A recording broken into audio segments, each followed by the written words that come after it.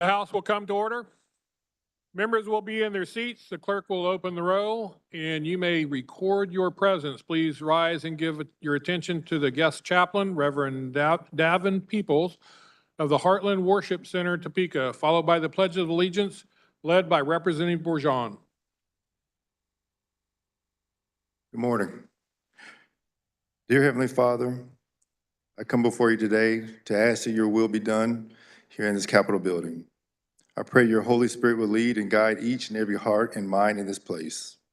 I pray that we do not neglect our roles and positions, that we do not forsake integrity nor justice, that every person is considered and valued in this state of Kansas. I pray, Lord, that we love our neighbors as we love ourselves, even though we may have disagreements and have our differences, because we are all created in your image, the image of God. I pray, Lord, that we remember and recognize who you are, as declared in Romans 1:8. I am the Alpha and the Omega, the beginning and the ending, saith the Lord, which is and which was and which will to come, the Almighty. Lead us, Lord, as we go. Not our will, but thine be done. I pray this in Jesus' name, amen.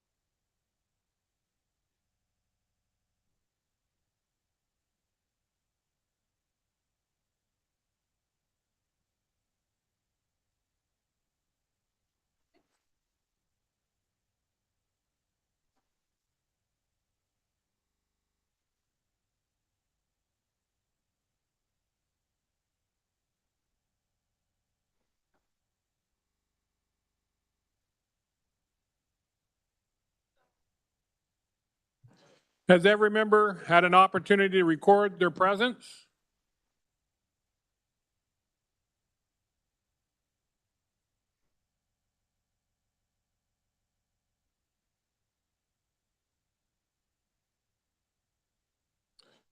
The clerk will close the roll and record their attendance.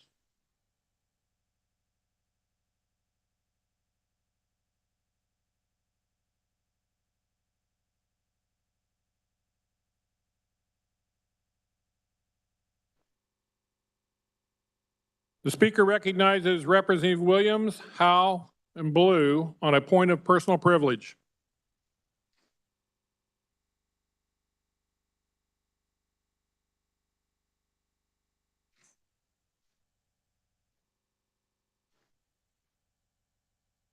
And Woodard.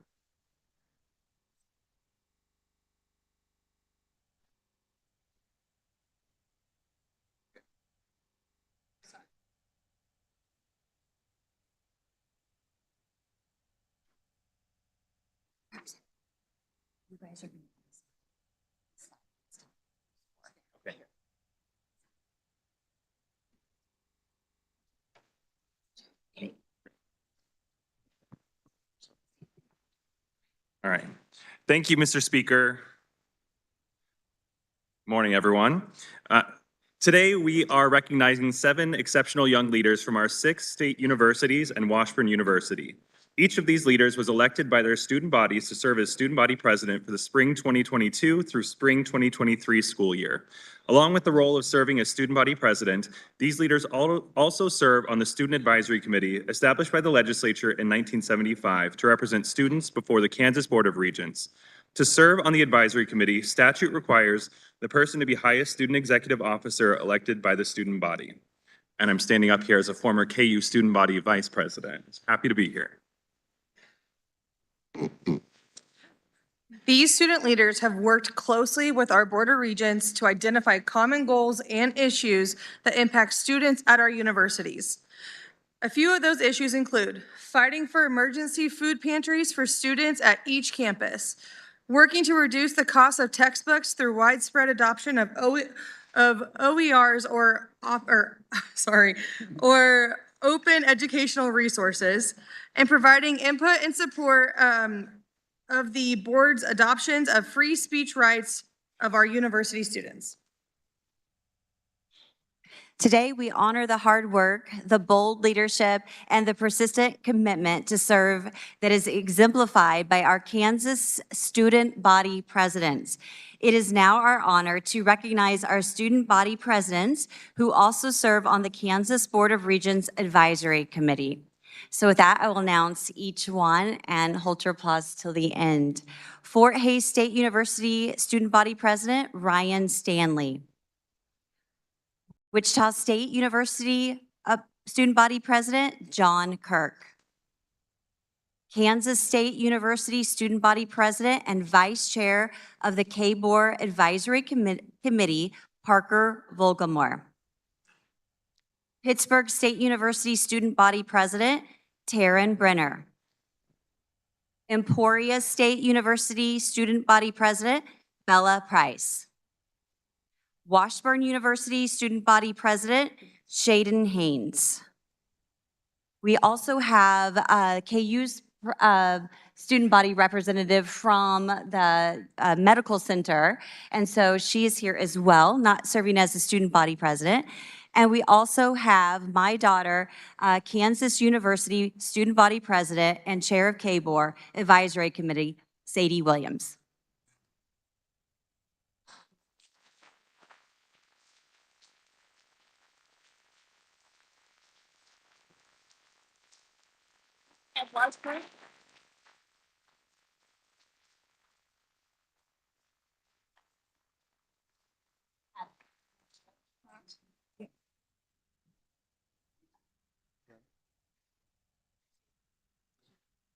Body, thank you for the applause, but please, again, join us in honoring our distinguished Kansas University leaders. We thank you for their leadership and service to our great state, and we wish them all our best in their future endeavors. Mr. Speaker, we ask that our words be spread across the journal. Without objection, so ordered.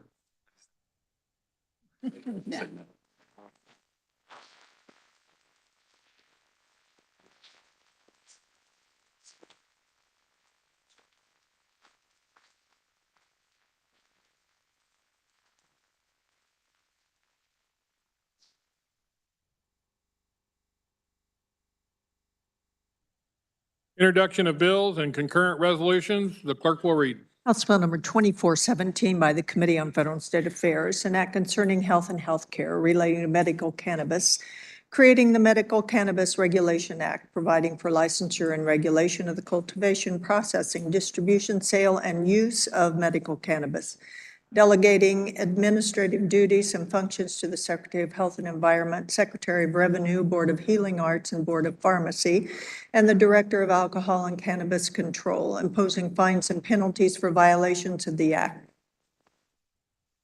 House Bill number 2418 by the Committee on Appropriations, an act concerning certain state programs, boards, and commissions, abolishing the Study Commission for the Consolidation of Kansas City, Kansas, and Wyandotte County Consolidation, Commission of Topeka, Kansas, and Shawnee County, Study Commission for the Consolidation in Greeley County, Podiatry Review Committee, State Board of Healing Arts Review Committee for each branch of the healing arts, Contact Lens Advisory Council, State Emergency Response Commission, Naturopathic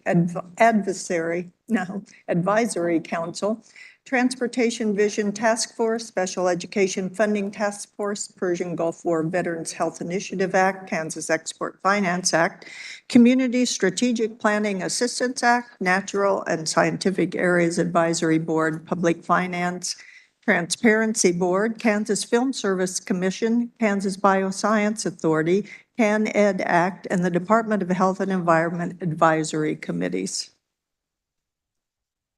House Bill number 2419 by the Committee on Taxation, an act concerning income taxation related to credits, establishing a tax credit for expenses incurred for the care of cats and dogs.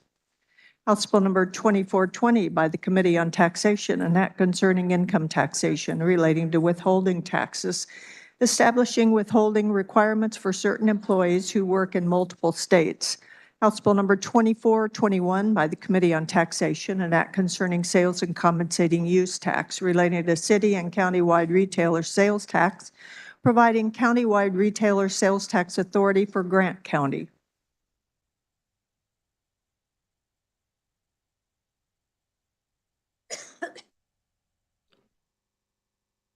Change of reference. House Bill 2334 is withdrawn from Committee on Commerce, Labor, and Economic Development and referred to the Committee on Appropriations. House Bill 2247 is withdrawn from Committee on Financial Institutions and Pensions and referred to Committee on Appropriations. Introduction of original motions and House resolutions. The clerk will read. House Resolution number 6011 by Representative Waymaster, a resolution commemorating the 150th anniversary of the beginning of the Ellsworth route of the historic Chisholm Trail. On House Resolution 6011, the Speaker recognizes Representative Waymaster for a motion to adopt the resolution. Thank you, Mr. Speaker. The Chisholm Trail was not the longest cattle trail, but probably became the most famous because of the song, The Old Chisholm Trail. Come along, boys, and listen to my tale. I'll tell you my troubles on the old Chisholm Trail. As the Longhorns slowly moved from pasture lands near Kingsville, Texas, to the railhead in Abilene, cowhands passed time by singing songs such as The Old Chisholm Trail. The drive was slow, allowing the steers to graze along the way. With plenty of time to sing, each cowboy must have added to the song, because experts today have found as many as 1,000 verses. Cattle drives from Texas started as early as 1836, with some ranchers using this method to get their cattle to the railheads so they could sell them. During the Civil War, the demand for beef did not lessen, and there was no way to get the cattle to the East Coast. Throughout most of the Civil War, the Union troops had blocked shipping along the Gulf of Mexico and Mississippi River. Therefore, people in the eastern portion of the United States couldn't get the needed beef. During the war, the unattended Longhorns had multiplied on the Texas plains. After the war, cattle, which sold for $2 a head in Texas, could bring as much as $40 each in Chicago. In 1861, Kansas prohibited the driving of cattle from Texas. However, in 1867, the legislature repealed portions of that law to allow cattle to be driven into the state of Kansas. This allowed cattle to be driven as far north as the near area of present-day McPherson and west to Colorado. An entrepreneur, Joseph McCoy, took advantage of the change in the Kansas law to start campaigning for cattle drives to the small town of Abilene. First, McCoy had to convince the Kansas Pacific Railway to build a spur in Abilene to accommodate the shipping of Texas cattle. He then built a hotel, stockyard, office, and bank in the small town. McCoy advertised the availability of the Abilene shipping point throughout Texas. The first cattle drive reached Abilene in August of 1867, and on September 5th, 1867, the first load of cattle were shipped by rail from the state of Kansas. The trail would eventually be called the Chisholm Trail. Named by Jesse Chisholm, the Chisholm Trail was so named because a portion of it followed Chisholm's trade routes. Chisholm built a number of trade posts in Oklahoma Territory and became known as a trader, guide, interpreter, but not a cattle drover. The cattle drive had been 2,000 to 3,000 head of cattle with approximately 10 cowboys, a chuck wagon cook, and horse wrangler. They would leave Texas in the spring and arrive at the railhead about 2 months later, averaging 8 to 10 miles a day, allowing the grazing along the way, which would mean an average gain of 80 to 100 pounds per head by the time the Longhorns reached Abilene. The life of a cowboy was not easy. Many problems could occur during the long drive. Cattle had to be driven across rivers and flooded streams, through prairie storms, and even encounters with thieves. Still, the profit at the end of the drive was more than the problems along the way. In the 5 years that Abilene was the main Kansas cow town, more than 3 million head of cattle were shipped east from McCoy's pens. This did not mark the end of the cattle drives in Kansas. Throughout this time, the railroad had continued to move west. Ellsworth was not on the Chisholm Trail, but became the next shipping point. Ellsworth, like later cow towns, developed a reputation of being a very rough place due to the actions of some of the cowboys after they arrived in the town. Upon receiving their pay for the drive, they would spend their money in the saloons, but just as beneficial to the town of Ellsworth was when they spent their money on clothing, boots, and other items that they may have purchased. Due to speculation on imminent railroad construction, the population of Ellsworth boomed to over 2,000 people by the time it was incorporated in 1867. It has been said, and I got this from the Ellsworth County website, that Abilene was the first cow town, Dodge City the last, but Ellsworth was the wickedest. Today, we commemorate the 150th anniversary of the Ellsworth route of the historic Chisholm Trail. And standing with me today is Ron Wilson, Chris Wilson, Dennis Katzenmeyer, and Dustin Stombaugh. So, Mr. Speaker, I would move the adoption to commemorate the 150th anniversary of Ellsworth by commemorating the House Resolution 6011. You've heard the motion. All those in favor signify by saying aye. Aye. All opposed, say no. Motion carries.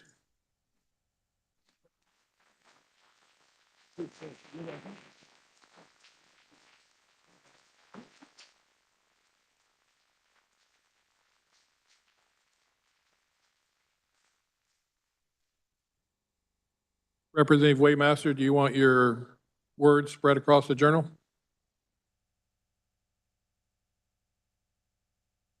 Sorry about that, Mr. Speaker. Yes, I'd like to have my comments spread across the journal. If there is no objection, so ordered.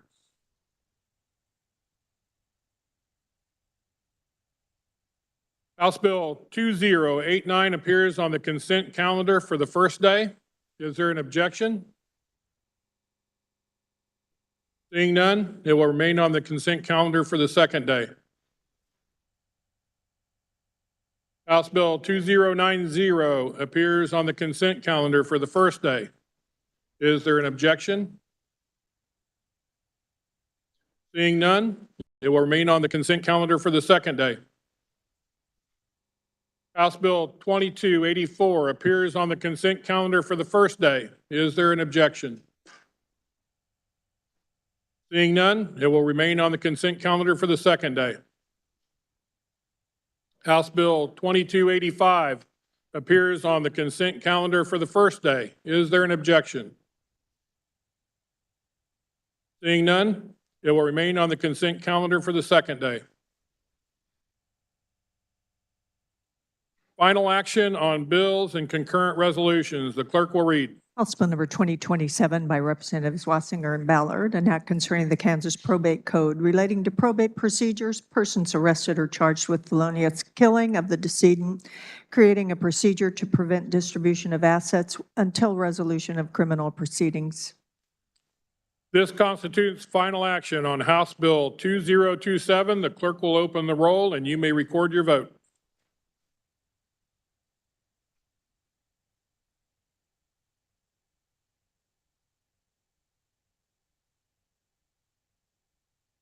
Has every member had an opportunity to record their vote? The clerk will close the roll. Does any member desire to explain his or her vote?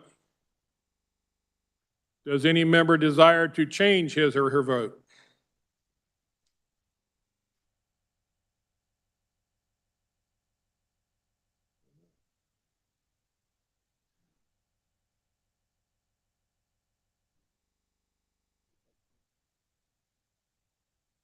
We'll wait a few minutes.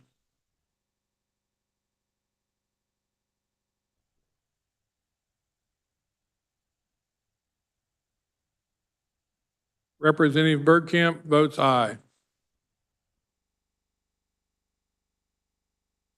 Does any member desire to change his or her vote? 119 having voted in favor and 0 against the passage of House Bill 2027, the same having received a constitutional majority of the bill is hereby declared passed. Clerk will record the vote.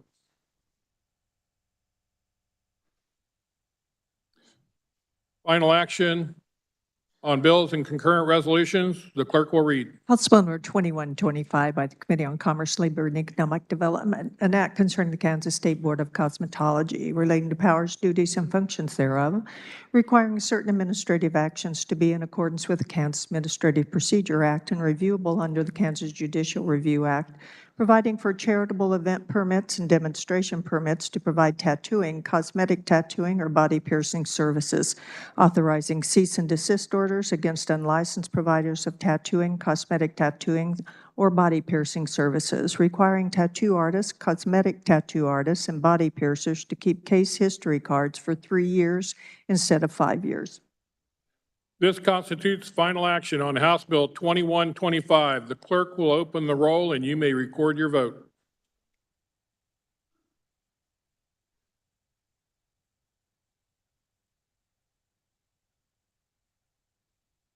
Has every member had an opportunity to record their vote? The clerk will close the roll. Does any member desire to explain his or her vote? Does any member desire to change his or her vote? 114 having voted in favor and 5 against the passage of House Bill 2125, the same having received a constitutional majority, the bill is hereby declared passed. The clerk will record the vote.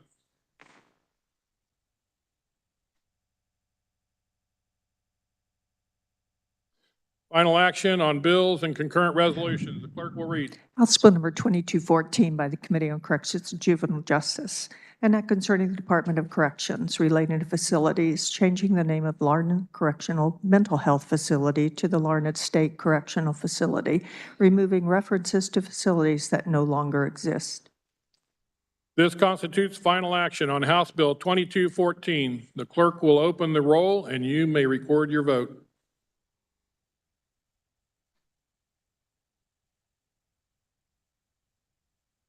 Has every member had an opportunity to record their vote?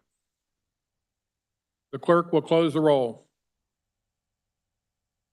Does any member desire to explain his or her vote? Does any member desire to change his or her vote? 119 having voted in favor and 0 against the passage of House Bill 2214, the same having received a constitutional majority, the bill is hereby declared passed. The clerk will record the vote.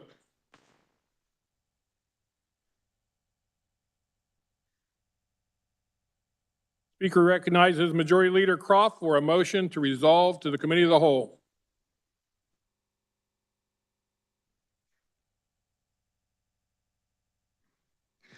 Mr. Speaker, I move the House resolve itself into the Committee of the Whole for the purpose of considering those items under the heading of General Orders. You've heard the motion. All those in favor signify by saying aye. All opposed, no. The ayes have it. Motion carries. The Speaker appoints Representative Proctor to chair the Committee of the Whole.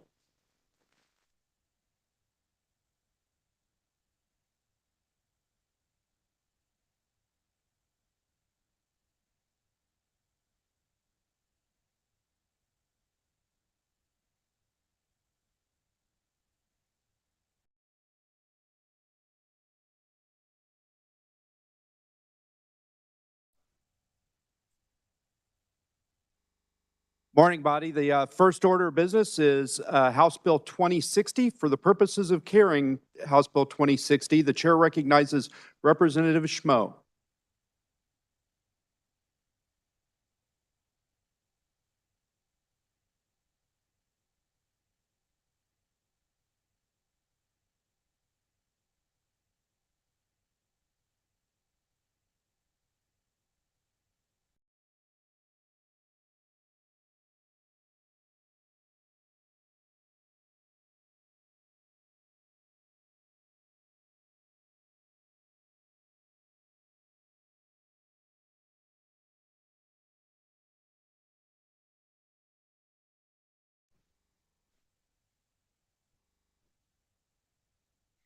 Thank you, Mr. Chair. Good morning, body.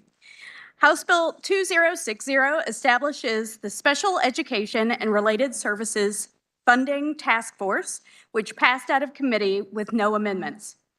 This establishes a task force which will be used to conduct hearings in order to receive and consider suggestions from subject matter experts and the public at large. The task force will then submit a report regarding the work and recommendations to the committee in January of each year. Are there any questions? I don't. Does any member desire to speak to the bill? The chair recognizes Representative Mosier.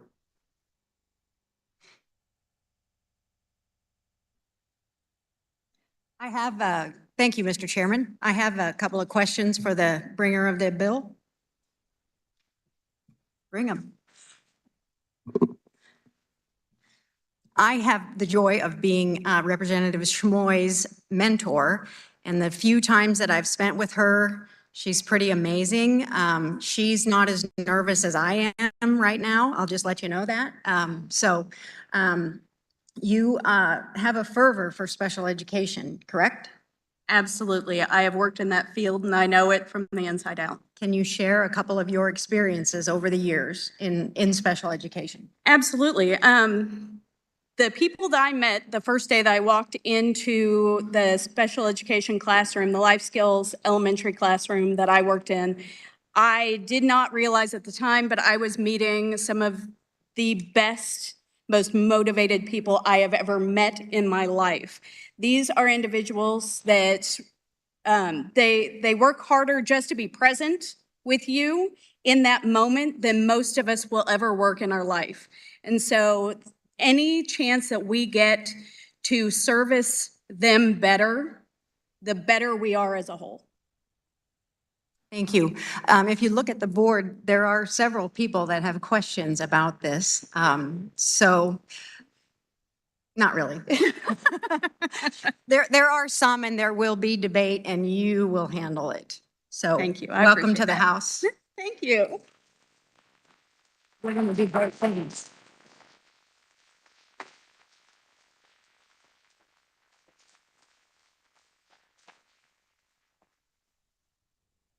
Is there further discussion? The chair recognizes Representative Williams.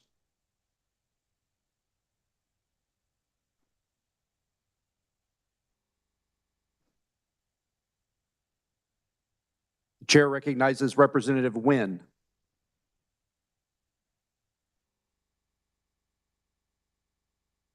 And thank you, Mr. Chair, and congratulations.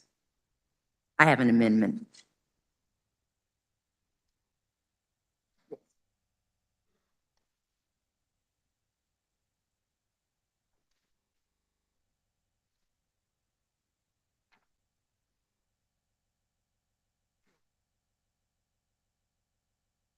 The amendment appears short. The clerk will read. Page 2, line 16, by striking 4 and inserting on the disability categories under the Individuals with Disability Education Act and the reasons for the increases to the number of students who qualify for services, the statewide assessment criteria and alternate assessment criteria for children with disabilities, and in line 21 by striking all before the semicolon. Representative Nguyen, would you like to explain your bill? Yes, thank you. This amendment merely attempts to strengthen and clarify 2 additional tasks that the task force is charged with. It is trying to look at cost. So we all know costs have escalated, increased. So the first part of the amendment says that the task force will also evaluate the increasing number of needs, the types of needs that now are eligible for special ed services. And the second part looks at assessment, that the task force will also look at the assessment process of the special ed students. So I will stand for questions. Does any member wish to speak to the amendment?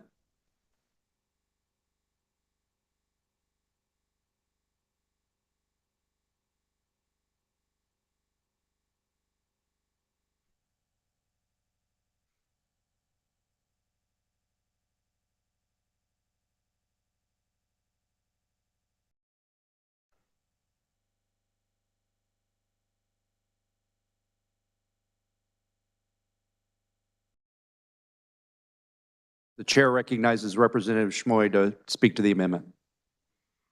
We rise in opposition to this amendment. This bill actually focuses primarily on funding, which is the primary focus that we are trying to address right now.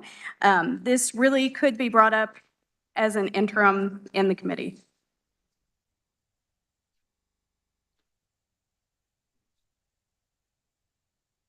Does any other member wish to speak to the amendment? The chair recognizes Representative Williams. Thank you, Mr. Chair, and I do appreciate the amendment.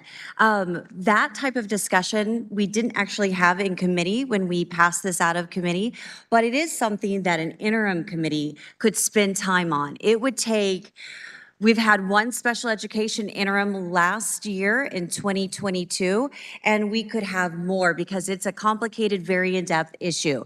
But there's a question before us right now that's being asked, and it's about funding. Are we adequately funding? And looking at the statute will take a lot of work from the committee. But the committee isn't just commissioned to look at that. It already has in the legislation before you that they are going to make recommendations on changes to the formula. They're also going to conduct hearings. They're going to listen from anybody around the state that might come and bring information about their agency, about their special education program. So that is included in this bill. And they are going to submit a report. So for that reason, that we want to keep the scope tight, I would stand in opposition to this amendment. Thank you. Does any other member wish to speak to the amendment? Seeing none, Representative Nguyen, you may close. And thank you. Ladies and gentlemen, you have to think about what I'm saying.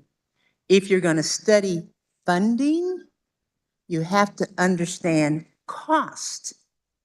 This amendment says you're going to look at the increasing categories of needs that are associated with services, and the districts are having to pay for them. So the amendment is very consistent. And I'll say it again. The bill says you're going to study funding. You have to figure out how much it costs if you're going to study and recommend funding. So it's not inconsistent. Perhaps there's a little bit of disconnect with those who oppose it, but for those of us who see the connection and the clear connection, I would hope that you would vote for the amendment. It doesn't do anything to the bill. It clarifies what the task force is trying to accomplish.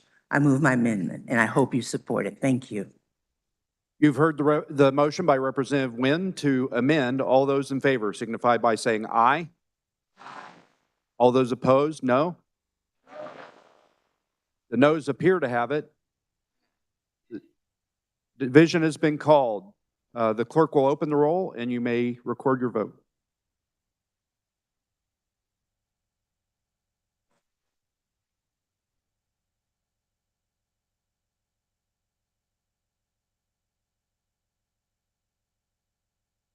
Seeing 15 hands, the roll call is in order.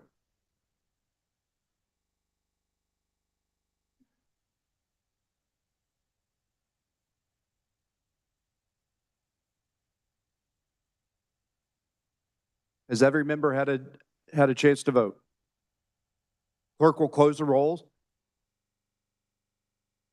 Does any member wish to change their vote?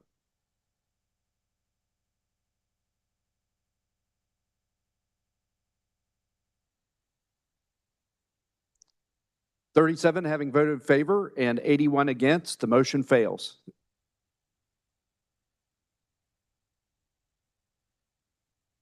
Does any member wish to speak to the bill? Seeing no further discussion, Representative Schmoe, you may close.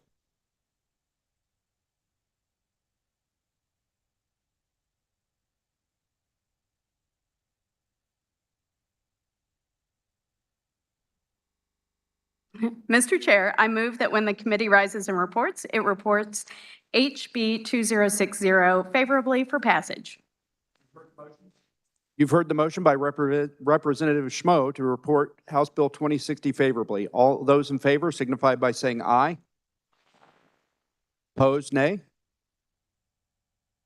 The ayes appear to have it. The ayes do have it. The motion passes. The next item of business is House Bill 2234. For the purposes of carrying House Bill 2234, the chair recognizes Representative Osmond.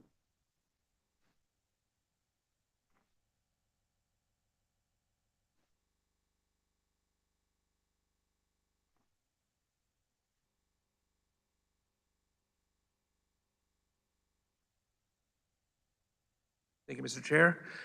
There was a committee amendment, and I move the adoption of the committee report. You've heard the motion. All in favor signify by saying aye. Opposed, no. Motion passes and the committee report is adopted. Please continue. All right, thank you, Mr. Chair.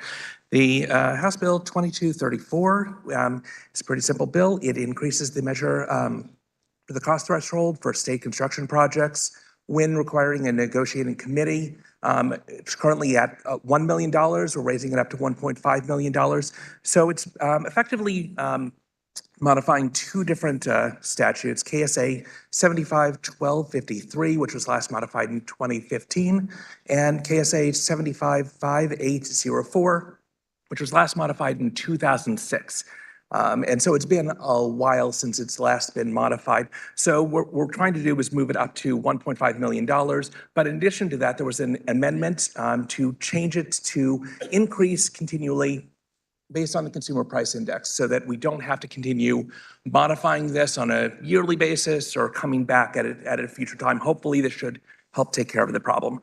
I've also been warned that I should not be up here constructing a joke on this, but like an electrician that is rewiring a house, I found that idea revolting. So with that, I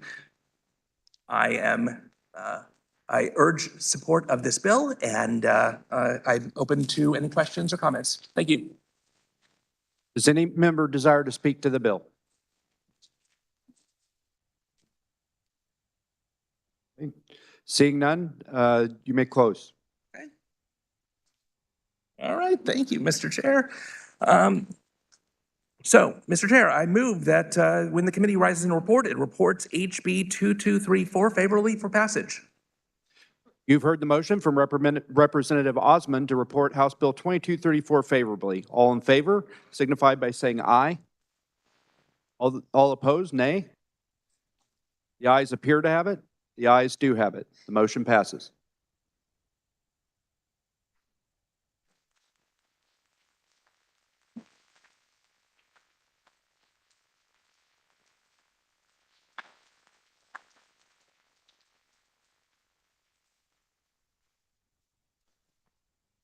The next item of business is HCR 5004. For the purposes of carrying HCR 5004, the chair recognizes Representative Thomas.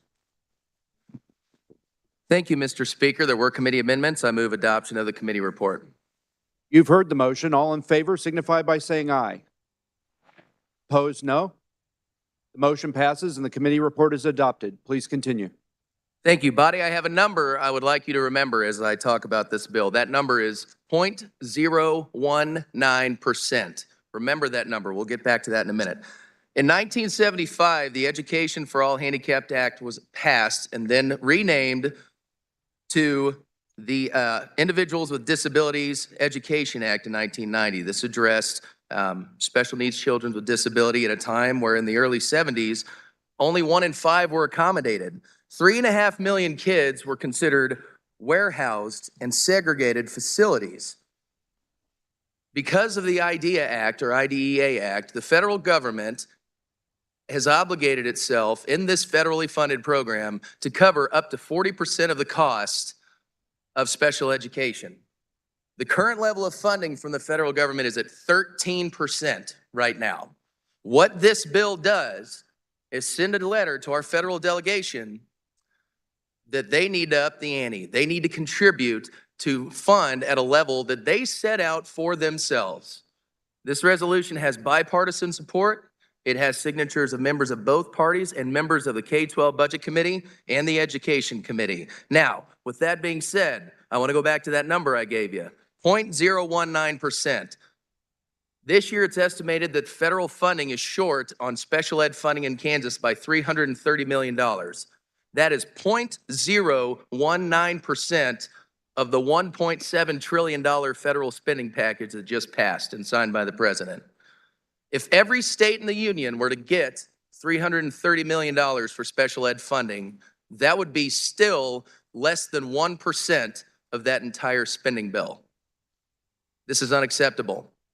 This letter tells our federal delegation it is time to fund a program that you created at a level that you set. And with that, I will stand for questions. Does any member desire to speak to the bill? Chair recognizes Representative Owsley.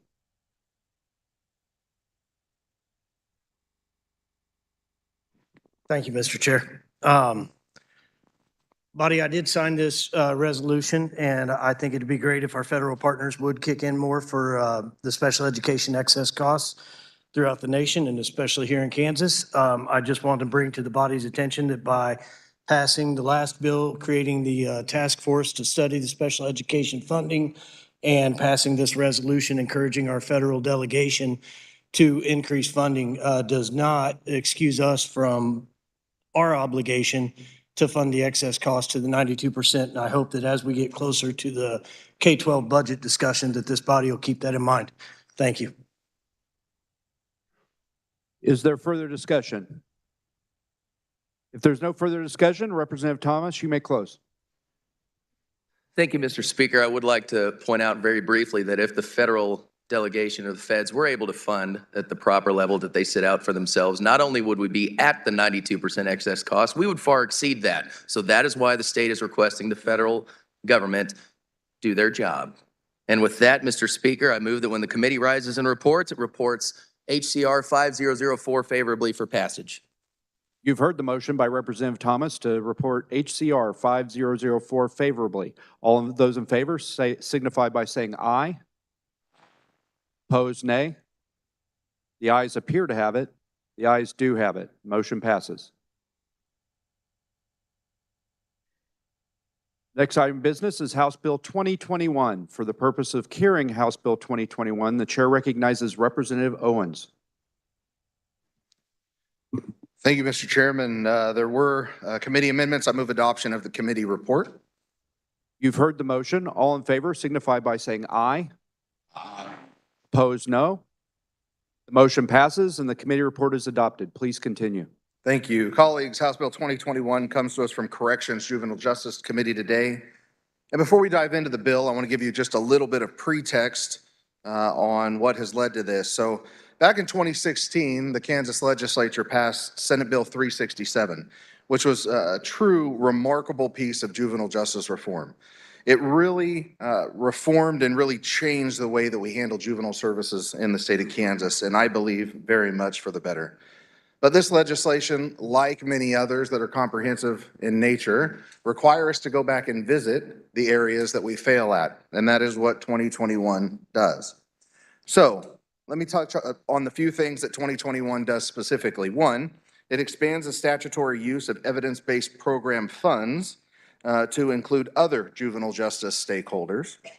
It also requires an MOU to be drawn up between the Secretary of the Department of Corrections and DCF to work together to identify and provide programming for children most in need of those resources. It also increases the cumulative detention cap from 45 days, where it has been since 2016, to 90 days. And this item was brought up to us by prosecutors and the courts. And since the inception of this overhaul, they've stated that these detention limits are oftentimes exhausted before the cases are completed. The bill also amends the overall case length limit and probation limits, because currently under the law, a juvenile can be on probation or have their case length limit be 12 or 18 months. And when that time is up, it doesn't matter whether they have completed their programming, have not completed their programming, have been reformed or not reformed, their case is simply over. This also provides the ability for a judge to place juvenile in detention for probation violations and contempt of court. Certain periods of 24, 48 hours, or 15 days on the first, second, or third time. Now, we did remove technical violations from that, recognizing that just because a juvenile shows up late for a hearing or something minor, that probably doesn't fit to incarcerate them or to detain them temporarily. What it does do, however, is provide that when they truly violate their probation or they show immense disrespect to the court or the court process, that there actually can finally be some penalties within the system. Finally, it also requires KDOC that they're required to implement a system for exchanging confidential data between the juvenile justice authorities. With that in mind, I think it's important to note, and I don't know how many of you guys looked at the bill brief, but it's important to note that this piece of legislation has been being worked on for 3 years to get finally here. And it is supported by many in the district courts, by the Children Alliance of Kansas, by the Sedgwick County Commission, by KDC, St. Francis Ministries, Kansas Association of Court Service Officers, the 20th District Juvenile Services and Kansas Community Corrections Association, the Association of Community Mental Health Centers of Kansas, as well as the Kansas Sheriff's Association, the Association of Chiefs of Police, as well as some private citizens spoke. So there's a lot here, but I can assure you that our committee did very good work in ensuring that this piece of legislation is ready to be here to be presented for your support today. And with that, I will stand for questions. Does any member desire to speak to the bill? The chair recognizes Representative Heiberger.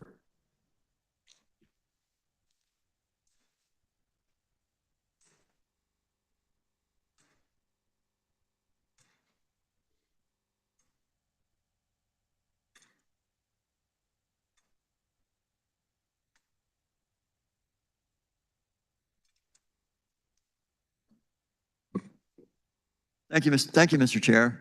And I want to thank the carrier for giving an introduction, a little overview of how we got here with SB 367. Now, I was here for the whole process. I was been on the Corrections Committee for the last 6 years, and I was really impressed by the process. It was a real bipartisan effort.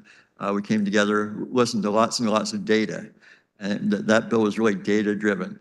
But the data convinced people on both sides of the aisle to move forward, and we did. And one thing it also did, I've been involved in both city government and state government for quite a while, and we often see things that we can do that's going to save us money. And it's really, really hard to identify that saved money sometimes. But in this case, we actually have identified the savings from reducing out-of-home placements by youth, and we have saved upwards of $40 million into a fund for programs to help keep juveniles from being justice involved. And one good thing that this bill does, I think it expands the use of that money for kids who aren't involved in the juvenile justice system yet. But although this bill has some good parts, it has some parts that I can't support. The data that came through over and over again, both in the testimony on this bill and in the original bill, is that out-of-home placement, especially juvenile detention, leads to worse outcomes for youth. This bill expands detention and placements outside the home. I could have lived with, I think, with the extension of the probation limits, so many other things, but the detention caps and the out-of-home detention, I think, is a step too far. I think it really has the potential to get the good work that this bill's done. I mean, I know that I'm not discounting the stories that we hear. I know that there's some people who are having bad outcomes, but we heard no data. This bill is data-based. We heard no data to support reducing it. And although there were a long list of proponents, there were a long list of opponents too, including people like the Executive Committee of the Kansas Advisory Group for Juvenile Justice and Delinquency Prevention. Lindsay Smith from the Juvenile Law Center. I won't read the whole list, but this was not a universally approved bill based on our testimony in committee. And although I'd like to support parts of it, I would encourage your no vote on this, or to send it back to committee and let us work on it some more. Thanks. Is there further discussion? Chair recognizes Representative Carmichael.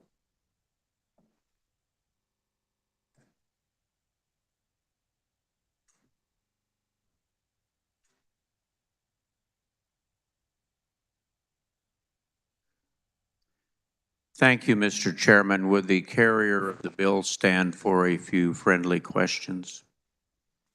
Yes, sir. Mr. Chairman, I think I heard you say that this bill was brought to us by the courts. Is that correct? That is incorrect. No, I said that there are many of the courts that do support this legislation. That's why I wanted to ask the question. I lost one of my hearing aids just before the session, so I'm not wearing them at all. Thank you very much, Mr. Chairman. Certainly. But I did hear that, Mr. Chairman. I did want to make sure that that distinction was clear, because we did hear from one district court judge from Sedgwick County who still is, I don't want to speak for him, but he has oftentimes advocated for locking up children for longer periods of time. What we know, as the representative from Lawrence said, is that locking children up for longer periods of time, number one, costs money. Number two, costs money that could be better spent on intervening with these young people rather than placing them in custody. And number three, we know is actually counterproductive, because the longer the period of time you place a child in custody, sadly, the more bad habits and behaviors, not habits, but behaviors, the child learns, because they're placed in an environment with people who are already accomplished young criminals. As the representative from Lawrence said, this bill does have certainly some commendable aspects. In particular, the opportunity to take the funds that we have saved by not locking children up and instead using them for early intervention, even pre-trial, pre-charging, I don't know about pre-charging, but pre-trial type intervention, rather than requiring a conviction before we try to help kids get their lives straightened out. But when the bill was then coupled with the other side of the coin, which is locking children up for longer periods of time, it then became unacceptable. So I will reluctantly be forced to vote against HB 2021. Thank you, Mr. Chair. Is there further discussion? If there's no further discussion, Representative Owens, you may close.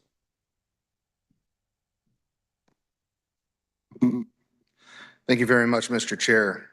First, I want to clarify that it does cost money to lock people up.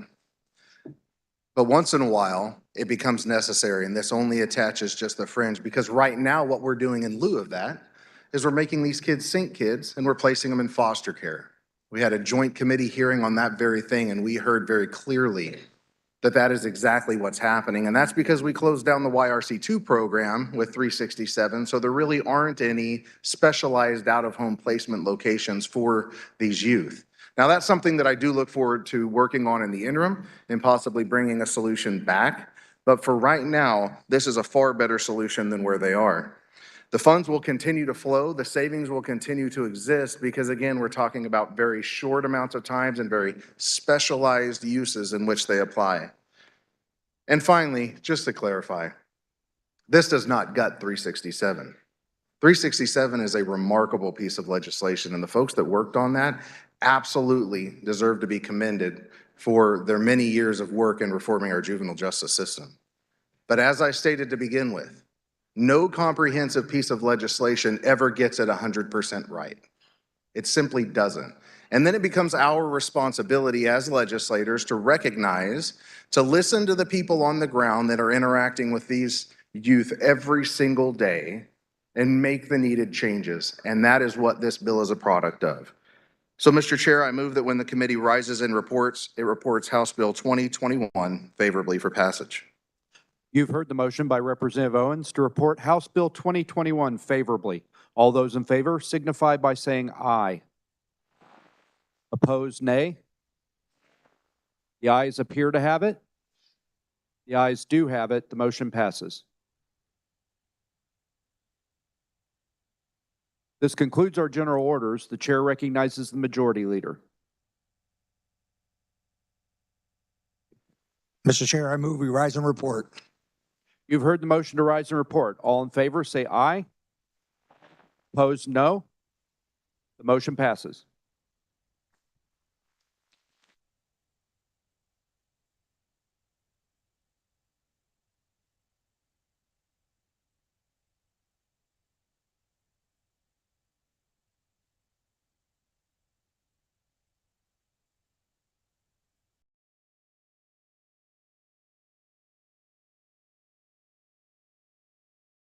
The clerk will read the committee report. Mr. Speaker, your committee of the whole recommends House Bill 2060 be passed, House Bills 2234 and 2021 be passed as amended, House Concurrent Resolution 5004 be adopted as amended. The speaker recognizes Representative Proctor for adoption of the committee report. Thank you, Mr. Speaker. I move the adoption of the committee report. You have heard the motion to adopt the committee report. All those in favor signify by saying aye. All opposed, no. The ayes have it. The committee report is adopted. Reports of standing committees. The clerk will read. Committee on General Government Budget recommends House Bill 2305 be amended. The bill be passed as amended. Committee on Federal and State Affairs recommends House Concurrent Resolution 5005 be adopted. Committee on Taxation recommends House Bill 2041 be passed. Committee on Commerce, Labor, and Economic Development recommends House Bill 2275 be passed. Committee on Federal and State Affairs recommends House Bill 2084 be amended. The bill be passed as amended. Committee on Judiciary recommends House Bill 2023 be amended, and the bill be passed as amended.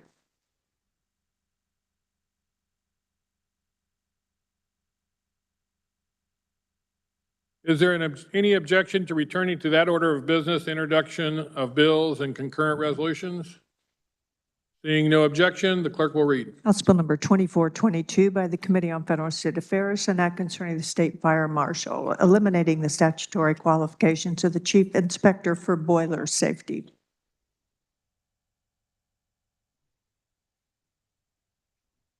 Are there announcements? Representative Hoagland replaces Representative Robinson in the House General Government Budget Committee on February 15th for one day only.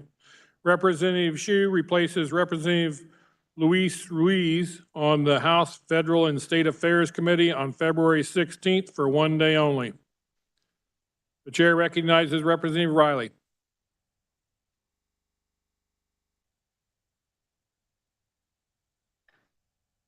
Thank you, Mr. Speaker. Two things to bring to everybody's attention.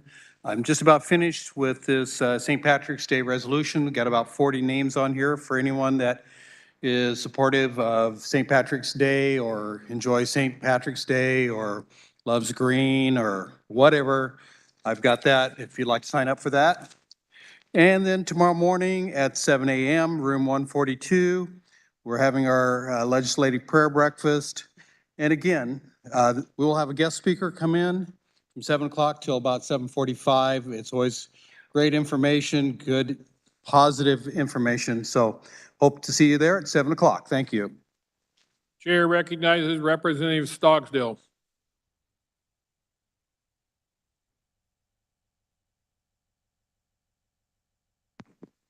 Thank you, Mr. Chair. Democrats will have agenda tomorrow morning, 8:30, 152 South, tomorrow morning. Thank you, Mr. Chair. Chair recognizes Representative Poskins.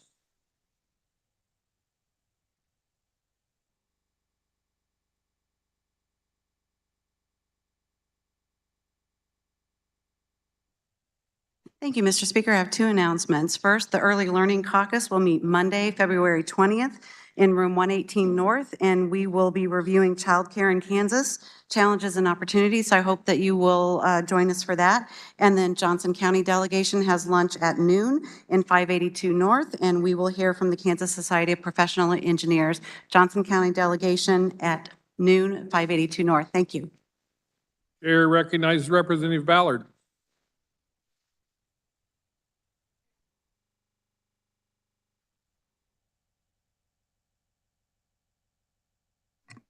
Thank you, Mr. Speaker. Democrats, we will have Thursday Summit tomorrow in our regular room, 152 South at noon, and lunch is provided. Thank you, Mr. Speaker. Chair recognizes Representative Wahhabism. Thank you, Mr. Speaker. South Central, we have a luncheon today, and our guests are the Sedgwick County Commissioners. It will be in room 152 South, room 152 South. It starts at noon. Thank you, Mr. Speaker. Chair recognizes Representative Landwehr.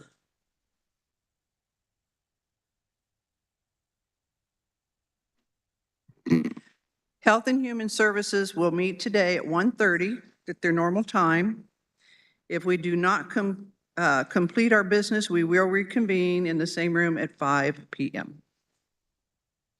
Are there any further announcements? Seeing none, the chair recognizes the majority leader for a motion to adjourn. Thank you, Mr. Speaker. Republicans, we're going to calendar tomorrow morning at 8:30. That's tomorrow, February 16th, in the old Supreme Court Room, 346 South. Mr. Speaker, I move the House adjourn until Thursday, February 16th at 11 a.m. You've heard the motion. All those in favor signify by saying aye. All opposed, no. The ayes have it. We are adjourned.